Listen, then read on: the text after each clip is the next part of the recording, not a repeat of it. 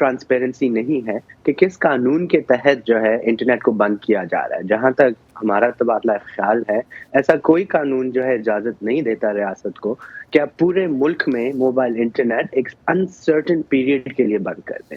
और ये जैसे कि कहा गया, ये कोई सिक्योरिटी वजूहात की वजह से नहीं बंद हुआ, ये सियासी वजूहात की वजह से बंद हुआ है। और इसमें हम देखते हैं कि हमारा जो आइन हमें बुनियादी हुकूक देता है, आर्टिकल 19A के तहत जो मालूमात तक रसाई का हक है, इसके अलावा आर्टिकल 19 हमें हक देता है आज़ादी इज़हार राय की आज़ादी, राइट टू एसोसिएशन का हक हमारा आइन देता है। तो इन सारे जो हमारे हुकूक हैं, इनको वायलेट किया जाता है। तो मैं नहीं समझता कि हम सिर्फ आईटी कंपनीज़ को ये अलाउंस दे देंगे, चलो कुछ जो आईटी लोग हैं उनके लिए इंटरनेट चले, औरों के लिए ना चले।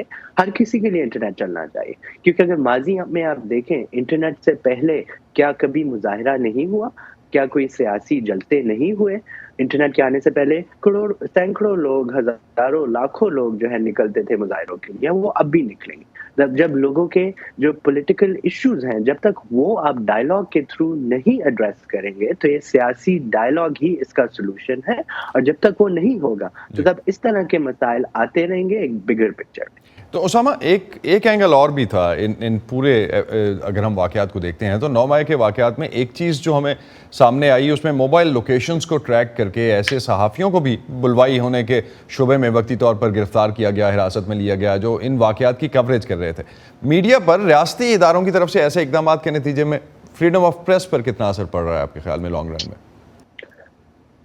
जी, बहुत ज़्यादा असर पड़ रहा है फ्रीडम ऑफ प्रेस पे, क्योंकि हम देखते हैं कि कुछ जो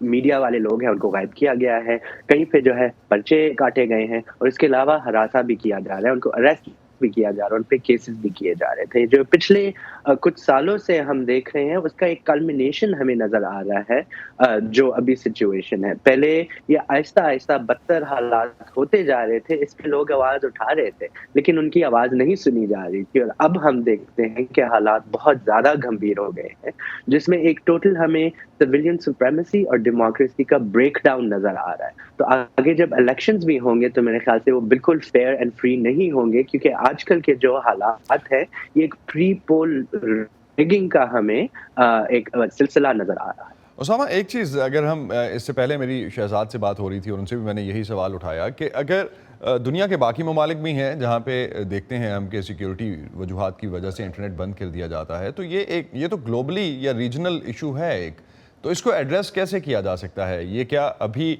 पुराने सेट ऑफ रूल्स हैं जिनको अभी नई दुनिया के साथ एडजस्ट होना है? कहाँ आप मेन इशू देखते हैं?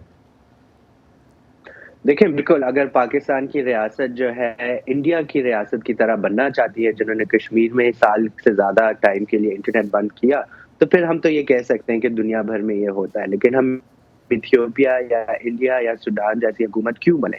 और हम हमारे अपने हकूक़ और जो हमारे अपने आइन है, उसकी खिलाफ वर्ज़ी रियासत क्यों करे? तो ये सबसे बड़ा सवाल उठता है। और मेरे ख्याल से इसमें एक multi stakeholder policy making का एब्सेंस हमें नज़र आता है। अगर आप देख लें, जो दीगर इदारे हैं, मिनिस्ट्री ऑफ आईटी है, मिनिस्टर ऑफ आईटी का स्टेटमेंट आया कि मुझे तो मालूम ही नहीं था कि इंटरनेट को बंद किया जा रहा है। पीटीए का क्या रोल है इसमें, उसको भी देखने की ज़रूरत है। और दीगर जो मिनिस्ट्रीज़ हैं, वो इकट्ठे मिल के बात क्यों नहीं करते? और जो मेन स्टेक होल्डर्स हैं, जिसमें आईटी कंपनीज़ आ गए, फ्रीलांसर्स आ गए, स्टूडेंट्स आ गए, सिटीजन ग्रुप्स आ गए, इन सबको जो है क्यों नहीं पॉलिसी मेकिंग में लाया जाता? तो जब तक हम इंक्लूसिव पॉलिसी मेकिंग नहीं करेंगे, जब तक हमारा पार्लियामान मजबूत नहीं होगा और इंक्लूसिवली डिसीजंस नहीं बनाएगा, तो ये मसाइल आते रहेंगे और पाकिस्तान पीछे से पीछे जाता रहेगा।